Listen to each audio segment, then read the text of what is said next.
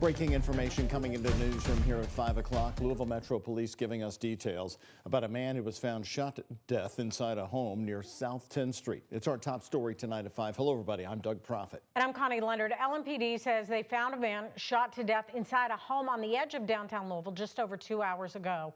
People in the area said they heard gunshots and called the police. LMPD says the incident was reported just before 2 o'clock this afternoon at the Beshear Terrace Apartments near South 10th Street. Now, when police got there, they found a man who had been shot to death. Louisville Metro Police spokesperson Officer Adam Sears had this to say at 3:30 this afternoon. Unfortunately, they found a male who had succumbed to gunshot wounds. Our homicide unit is conducting the investigation at this time. We ask that anyone who has any information, please call us. You can call the tip line, you can text it in, be anonymous. As the department said many times, the more help we get and information we get from the community, the better chance we have of getting a swift conviction and getting dangerous folks off the street. Now, no suspects or arrests have been made. LMPD says the investigation is ongoing and is asking anyone with information to call them on the tip line at 574 LMPD. Now tonight, new developments after WHAS11 News brought you the story exclusively Friday night at 11 o'clock. A Louisville judge cuts a convicted rapist prison sentence from 65 years, cutting it more than half down to 30 years. Yeah, in response, Metro Council Republicans say they'll be releasing judicial records so you can know more about these elected judges. Well, Christopher Thompson, seen right here, was found guilty of kidnapping a woman, sexually assaulting her in a school parking lot before forcing her to withdraw money from an ATM at gunpoint. After that, he assaulted her again. As our Ian Hardwitt reports today, the judge says Thompson fell through the cracks. Regardless of what the media thinks, regardless of what anybody thinks, I apply the law. I do not judge people before they walk before me. Christopher Thompson came before Judge Tracy Davis, who cut his 65-year sentence for kidnapping, sexual assault, and robbery down to 30 years. And I am beyond pissed that this judge did this, and what example does that set? And how do you explain this to your daughter or your mom or your grandma? Councilwoman Crystal Bast represents the Pleasure Ridge Park neighborhood.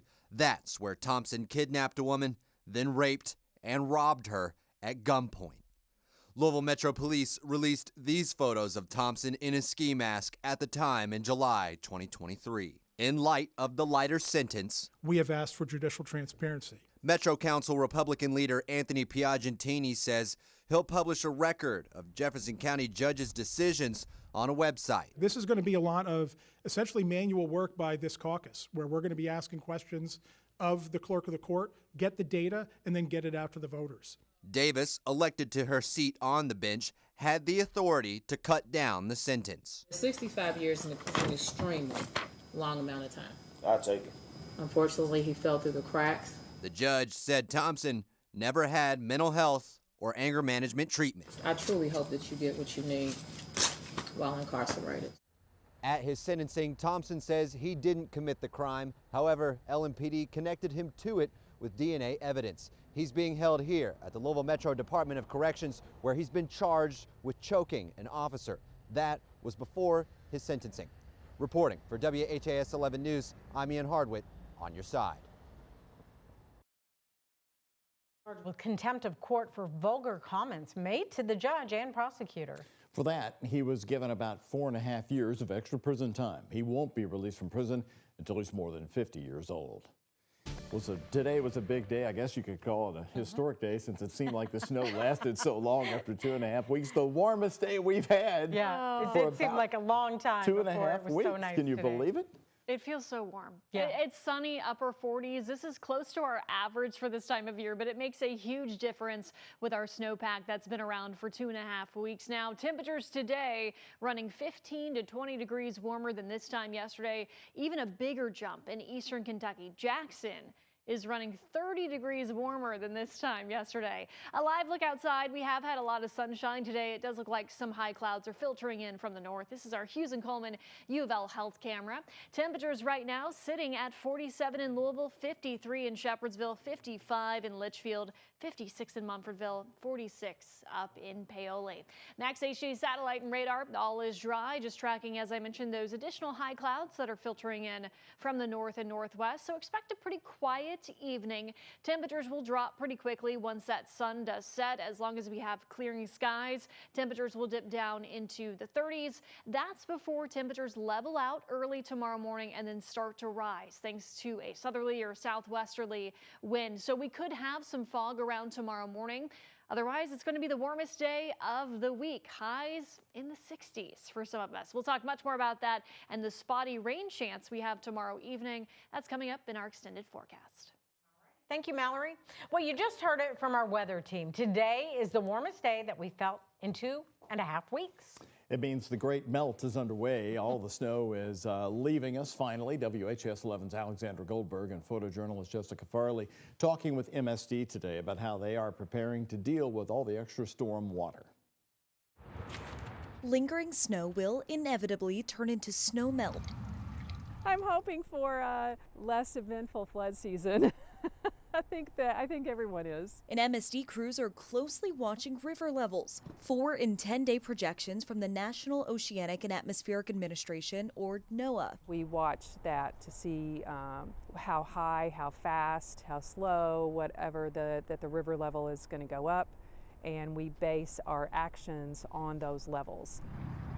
No one will forget the historic flooding of last April that canceled thunder over Louisville. MSD's Cheryl Lauder says she doesn't think any of their flood pumping plants will be activated this time around. Mother Nature drains it out much quicker than we can pump it. But the Beargrass Pumping Station, among others, are staffed and prepared. What would the criteria be to activate a site like this? It depends on the levels of the river. Different pieces of the flood protection puzzle go into service at different times, depending on what their elevation is. Saying underground pipes that drain stormwater from the city would be the first in action. With the snowmelt, she says it's not the icy Ohio River rising that's the concern.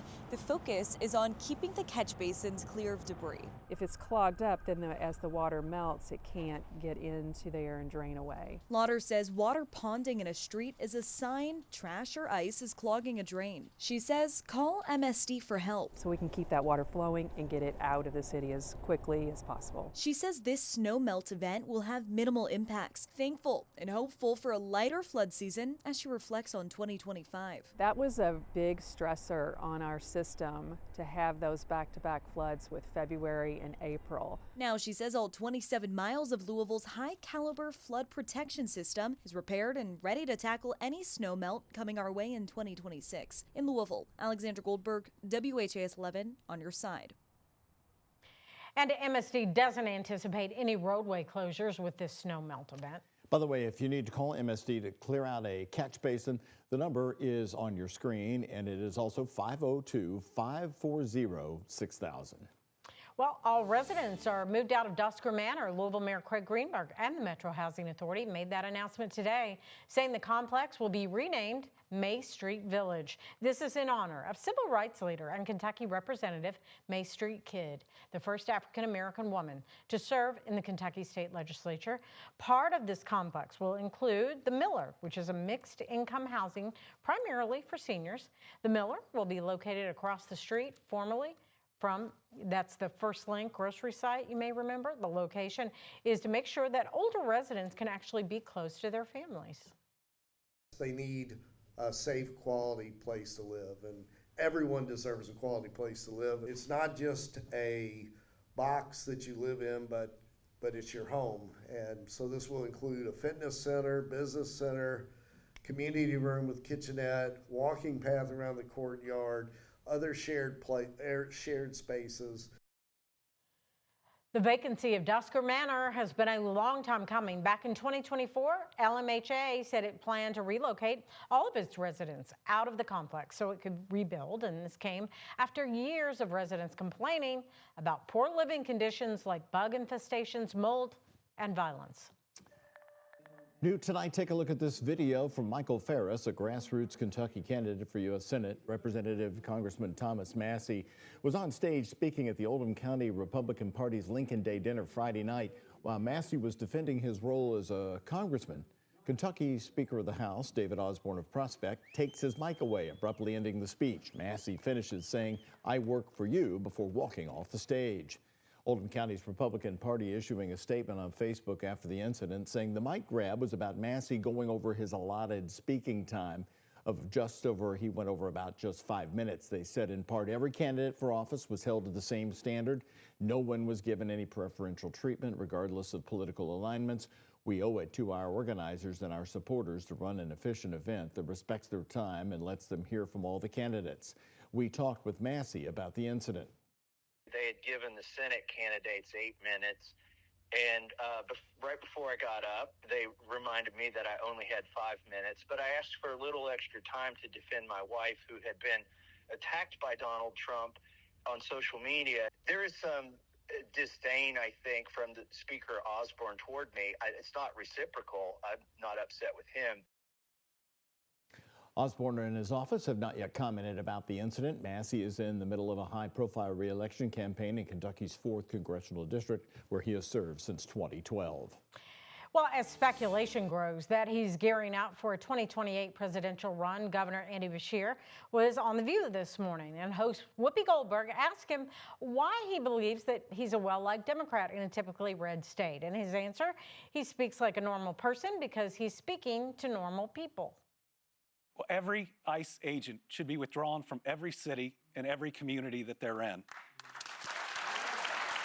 This organization has to be reformed from the top down. There is a body count of American citizens right now because of the actions of this agency. That should be enough to say we're going to take a pause, we're going to pull everybody back, and we're going to try to get it right. Also said Democrats as a whole need to get better at explaining the why. Beshear believes he's connected with people beyond his party by being authentic.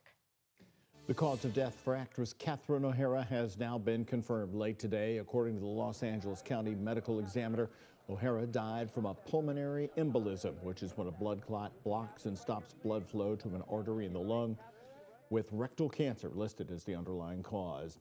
O'Hara did not publicly disclose any health issues and was still acting at the time of her death. She was best known for her Emmy-winning role as in the show Schitt's Creek. O'Hara was 71 years old. Coming up, the search for Nancy Guthrie is now in its 2nd week. And in a new video, Savannah Guthrie says the family is willing to pay for their mother's return. And here's a look at today's Kentucky Lottery jackpots. Mega Millions, $366 million. Powerball, $113 million. The Kentucky Lottery, funding education for over 1 million Kentucky students.